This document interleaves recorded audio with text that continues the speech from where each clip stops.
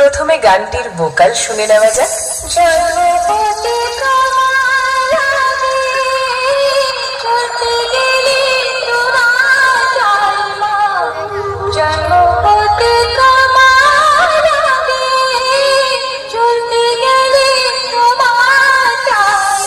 খুব সুন্দরভাবে আমরা ভোকালটি শুনে নিলাম। এবার হাই কোয়ালিটি সাউন্ডের সাথে সম্পূর্ণ গানটি উপভোগ করতে থাকুন।